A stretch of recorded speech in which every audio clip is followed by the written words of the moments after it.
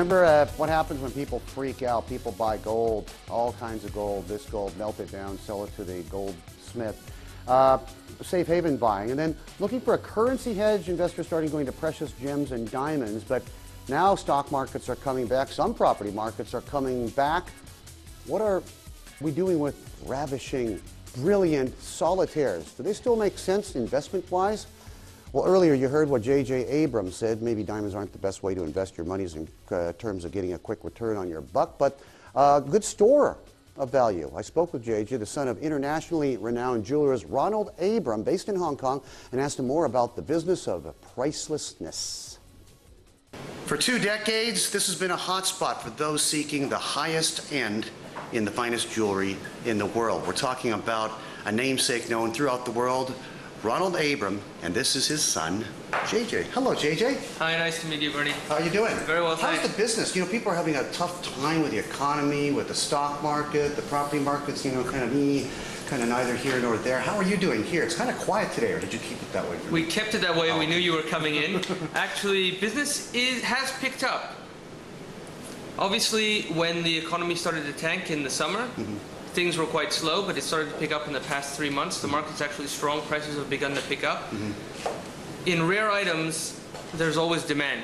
There are transactions, specifically in Hong Kong and throughout Asia. Right. You're a pretty small shop. I mean, this is you know, despite the fact that you do business in dozens and dozens of countries with clients all over the world, this is your shop. And it's not exactly teeming, you know, with all kinds of loose stones and things lying all over the place. I get the sense that it's a low volume, but very, very niche business that you're aiming for. That's true, and also most of what we own in our inventory is not on display. A lot of we display what we think is more desirable, and the extremely rare items, we keep them on reserve, and people come in for them because they know to come in for them. The great majority of diamond buyers or jewelry buyers have not seen or do not even have a concept of those type of items. So they're put aside. What you see is basically everyday items which move. Right. Your family has a long history in dealing in jewelry. It goes back generations. But the shop, you know, in its current brand has only been going about 20 years. In that 20 years, has the source of the money, has the interest changed? I mean, has it gone from Europe to Asia, or who's doing the buying now? It's still basically Southeast Asia for us. Indonesia, Hong Kong, Taiwan, Singapore, Malaysia. Right now, though, I think the largest buyers come from mainland China. It's only because the other regions have been wealthy for so long that they've acquired their collections or their jewels over time, whereas the mainland Chinese have only started buying in the past 2 or 3 years, and they want to amass collections very quickly. Right. And this is the type of place you can come to if you want to amass a collection in 1 trip or 2 trips. We can put it together for you because we have that kind of inventory. What was the low of the market? You know, when everything started crashing. I mean, did you follow in tandem with the world economy, or was it a little were different dynamics? It had to have been August, September, October of this year. Things were very slow. They started to pick up in November. December was okay.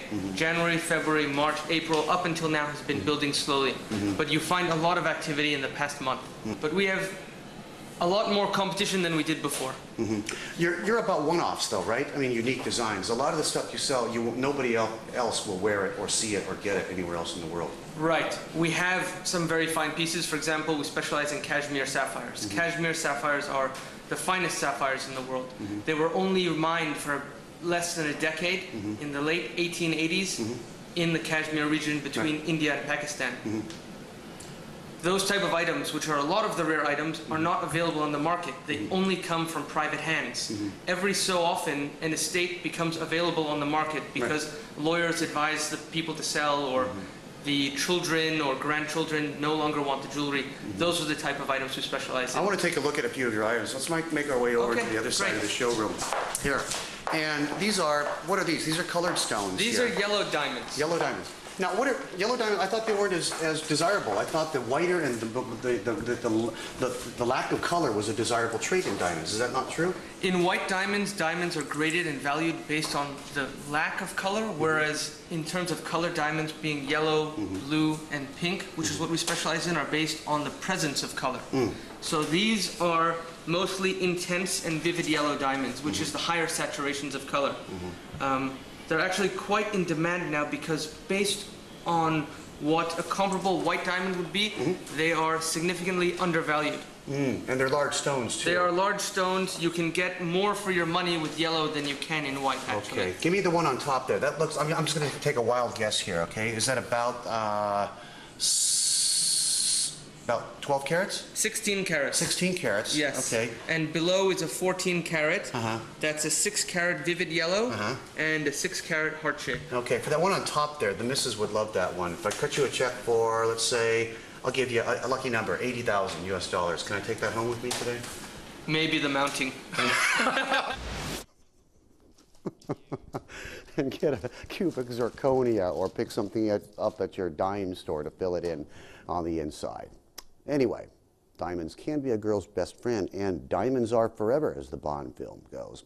For those of you viewers who love animals like I do, and you see fluffy things from time to time on the show, not too much, but happy news out of a Thai zoo. A healthy panda cub is born, the first in the country after years of failed attempts. Efforts included using mating videos to entice them to have sex, panda porn.